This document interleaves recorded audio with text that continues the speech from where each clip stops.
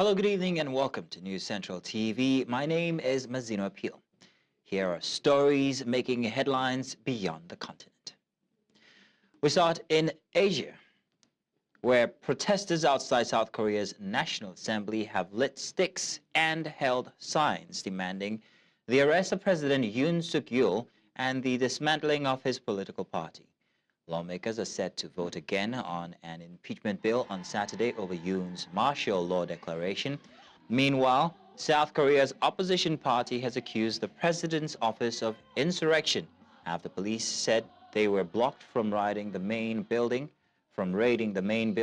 by security guards. President Yoon Suk Yeol has been banned from foreign travel and faces a second impeachment vote over his brief imposition of martial law.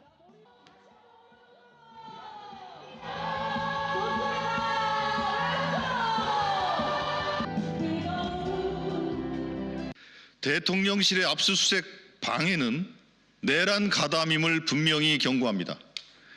대통령실과 경호처가 압수수색에 나선 경찰을 막고 3시간 넘게 대치를 이어가고 있습니다. 국법 집행을 방해하는 불법 행위이자 법치에 대한 도전입니다. 지금 대통령실과 경호처가 지켜주고 있는 것은 국가 원수가 아니라 내란 수괴입니다. 따라서 경찰의 압수수색을 방해하는 것은 내란 수괴를 보호하는 행위로 내란 가담에 해당합니다. And the political crisis triggered by the South Korean president's temporary proclamation of martial law continues to deepen. On Wednesday, the head of the Correctional Service announced that former Defence Minister Kim Yong-hyun had attempted suicide while in detention. In a related development, a presidential security official told reporters that South Korean police had raided the president's office on Wednesday. The raid is part of a widening investigation into President Yoon Suk Yeol's shocking but brief imposition of martial law, which has sparked widespread national outrage.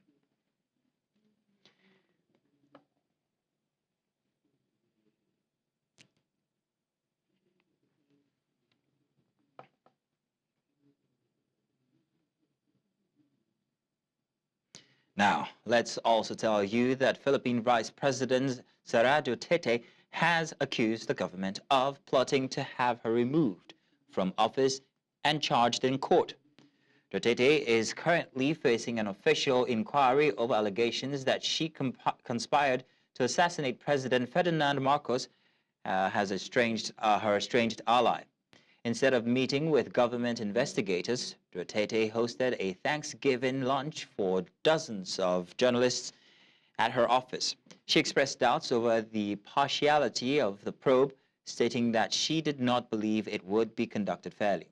Duterte's accusations and the ongoing investigations have intensified political tension in the Philippines.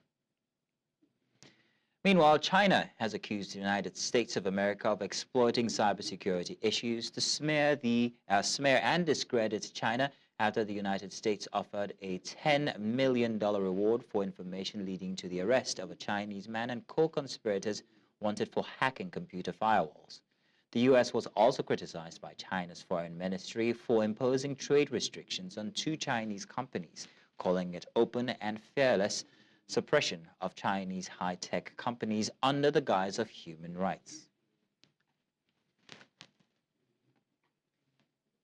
首先，中方一贯坚决反对并依法打击各种形式的网络攻击。同时，我们坚决反对对中方实体和个人滥施非法单边制裁和长臂管辖。我们敦促美方停止利用网络安全问题污蔑抹黑中国，停止滥施非法的单边制裁。中方将采取必要措施，维护中国企业和公民的正当合法权益。你提到的所谓制裁是明目张胆打着人权的幌子打压中国高科技企业，进一步暴露出美方保护人权是假，剥夺中国人民发展权利是真，这种伎俩不可能得逞。如果美方真的关心人权，就应该首先把自身的人权欠账。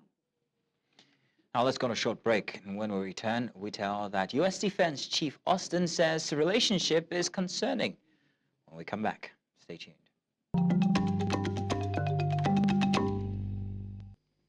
And welcome back. Now we're going to go back to an earlier story that we brought your way about martial law fallout in South Korea.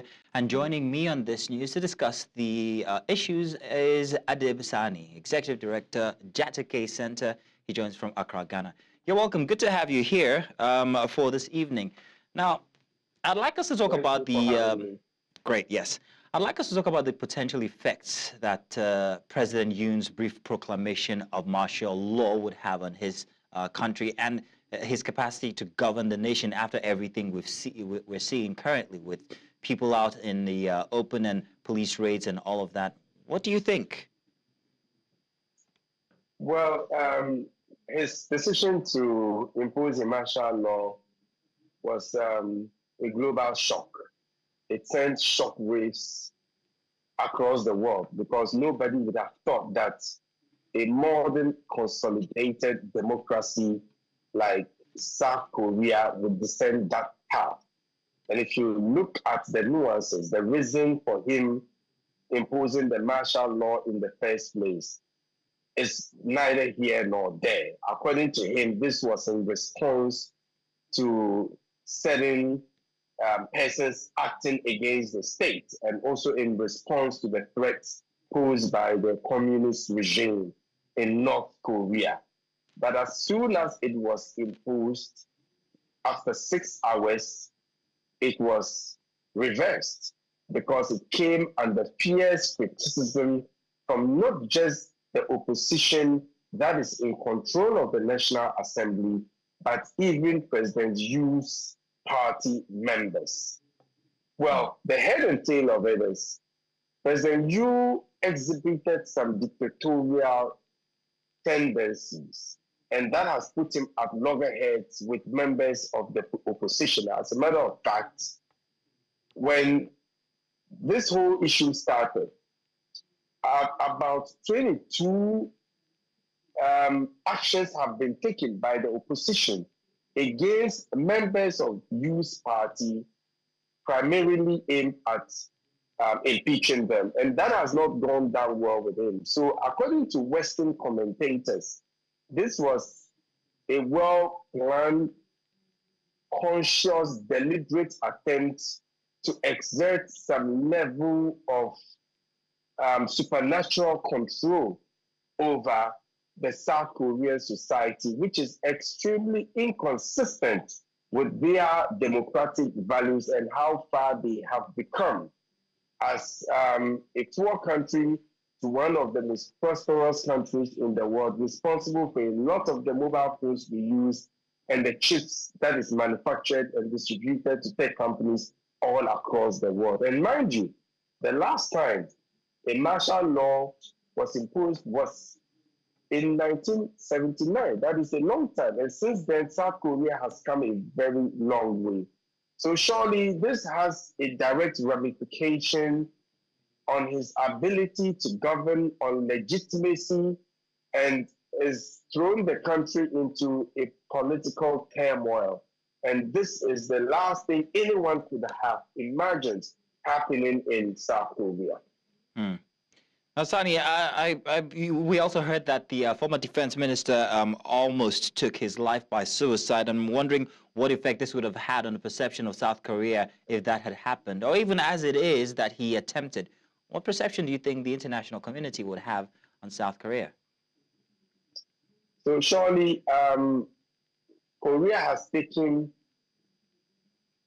a step forward, but with what has happened, has taken 10 steps backward. It has put a dent on their democratic values. And the fact that the former defense minister has attempted to take his own life is a clear indication of the hopelessness of the situation. But what really shocks me is the fact that President Yoon is still in office. I think largely he's lost legitimacy in the eyes of the South Korean population. And the most honorable and decent and principled thing to do at this point would have been for him to resign. Washington is not happy about what is happening. The European Union, which is a close trading partner with South Korea, is also not happy with what has happened. And it is a big shame on the Korean society. And at this point in time, considering what has happened and how difficult it has become for him to govern with the opposition largely in control of the National Assembly, I think the best thing would have been for him to resign at this time. Mr. Sani, let's go back and let's unpack this regarding the martial law. If this had been put in place, like you said, it was on for about 6 hours, after which it was rescinded. But if it had taken place longer than that, say a week or two, maybe a month, what exactly was President Yool's aim at imposing martial law? How would that have affected the people? And why are the people so invested in this that they've taken to the streets? What implication would it have had on the South Korean people? Well, the Korean people are very much used to democracy, freedom of assembly, freedom of expression, free media, multi-party democracy. And so this is extremely alien to them. The thing is the same things they've been saying about Kim Jong-un. It's the same thing their president is doing. Now, let's put the issue of martial law into perspective. Basically, martial laws are imposed to handle situations that threaten the very survival of the state, whether it is a natural disaster or whether it is a security situation or the country is at war. So what happens is you suspend most of the laws. For example, civil courts is suspended. The freedom of assembly, the freedom of expression is limited, basically giving enormous powers that to the president that on a normal day, it cannot happen that way. And his reason is to reverse certain threats posed by certain forces against the states. It is ambiguous, that notwithstanding, and also the threat by North Korea. But at this point in time, I don't see any immediate potent threat to South Korea from North Korea. So quite obviously, it was done in response to the threats he faced from the opposition that has been very vociferous against a lot of his policies, and that has made him it very hard for him to govern. Interestingly, in Ghana, in 2020, for instance, we had a hung parliament, 135 to the opposition, 135 to the government. So it became a very difficult situation for the government because you need the majority to be able to carry out certain legislation. So thankfully, they were able to get an independent candidate to join them. But this time around, guess what? You require 184 seats to be able to form a two-thirds majority, which would give the governing party a lot of powers to be able to go ahead with a lot of laws that the opposition cannot do anything about. But in the case of South Korea, the opposition is in control. So basically, you run the country with the opposition. But before the country is able to move forward, there is the need for some level of cordiality, for some level of progressive relationship based on mutual trust and respect between the governing party and the opposition. Otherwise, they will frustrate you. As simple as that. Unfortunately, they couldn't come to terms with each other. And I don't know on whose advice the president decided that the best way to go about it is martial law. I mean, it is absolutely unnecessary. It is irresponsible. It is inconsistent with the values of the South Korean society as it is today. And so for me, I was shell-shocked to hear that South Korea, of all places, has a martial law in place. I mean, if it were some other country in Africa or in South America or in the Middle East, that wouldn't have been so much of a shock. But for well-consolidated democracy like South Korea, it was a matter of grave concern to especially those who backed them. Adib Sani, thank you very much. I think I caught your sub on the other country in Africa, but let's not start another Ghana-Nigeria war here. Thank you very much. Thank you for so joining much. us. Thank you. And now still in that region, outgoing U.S. Defense Secretary Lloyd Austin says the relationship between North Korea and Russia is concerning as he visits an air base in Japan on what will likely be his last official Asian-Pacific trip. Austin, who is currently on his 13th trip to Asia as Defense Secretary, told newsmen at Yokota Air Base that Russia is expected to return the favor in some ways as North Korea supplies Russia with weapons and munitions. We talked about their coercive actions in the region, and certainly this latest activity. This is something that we'll continue to monitor and make sure that that nobody does anything to change the status quo in the Strait. Again, well, I think that relationship is certainly concerning. We know that this is transactional, so as the DPRK provides munitions and weapons to Russia, we expect that Russia will reciprocate in some shape, form, or fashion, and that can go in a number of ways. But I won't try to detail what they can. In South America, I beg your pardon. In South America, protesters flooded the streets of Sao Paulo on National Human Rights Day, rallying against the controversial amnesty request for those accused of plotting a 2022 coup. The plot aimed to prevent the inauguration of President Luiz Inácio Lula da Silva. The detainees, including former President Jair Bolsonaro, face charges for allegedly orchestrating the conspiracy. Bolsonaro, a far-right leader, has consistently denied any involvement, calling the accusations unfounded. The protesters argue that granting amnesty to those involved would undermine democracy and justice. The case has sparked intense debate in Brazil, highlighting deep political divides in the country.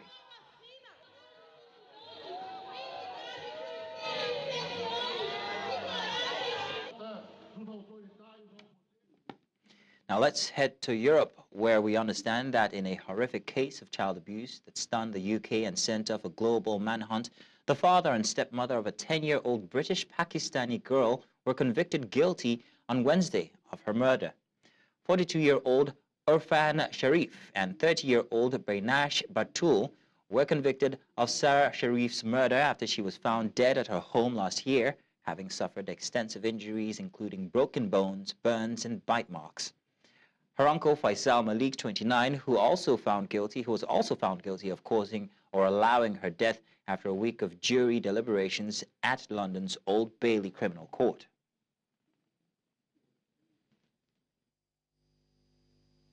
Sarah's young life was brought to an end as a result of the brutal abuse and unspeakable violence inflicted on her by Sharif Batul, which Malik did nothing to prevent. This case has shocked and horrified not only those who knew and loved her, but people across the country and around the world. Sarah's death has been one of the most difficult and distressing cases that Surrey Police has ever dealt with. I would like to thank those who came forward to provide information and those who gave evidence in such harrowing circumstances. I would like to thank the jury for their careful consideration of the evidence which has been presented throughout the trial. The murder of a child is absolutely shocking, but the horrific nature of the abuse Sarah suffered during her short life has made this case particularly disturbing. We have all seen Sarah's smile. Now, Norway's Prime Minister Jonas Gahr Støre says he was to work politically to bring nuclear disarmament back to the international agenda. Speaking at a press conference alongside Terumi Tanaka, who spoke on behalf of the Nobel Peace Prize-winning group of atomic bomb survivors Nihon Hidankyo, Støre says it is depressing that the nuclear powers are withdrawing from treaties and agreements on disarmament, and that threats of using nuclear weapons is being used in ongoing conflicts.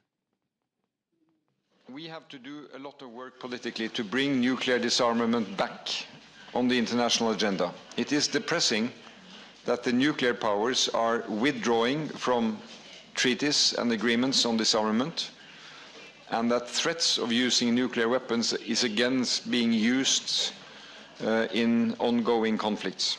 We cannot accept this, and we have to, from every country, every government, and from grassroots mobilization, put pressure on the nuclear powers to re-engage in nuclear disarmament. Bakusha, I think that, well, Japan, we hope that the Japanese government, unfortunately, we do not feel that they have sufficiently listened to the words that we have to share to our message. Because of its alliance with the United States, Japan has not yet either signed or ratified the Treaty on the Prohibition of Nuclear Weapons, and it has a very stubborn position in regards to this. There is a new cabinet in place in Japan, and Prime Minister Ishiba and his cabinet, we are paying great attention to the discussions about what position Prime Minister Ishiba. And that's all on Beyond the Continent this evening. Now, to remember, you can watch News Central live on DSTV channel 422, Star Times channel 274, Able TV, and of course on YouTube. Many thanks for watching. My name is Mazino Appeal.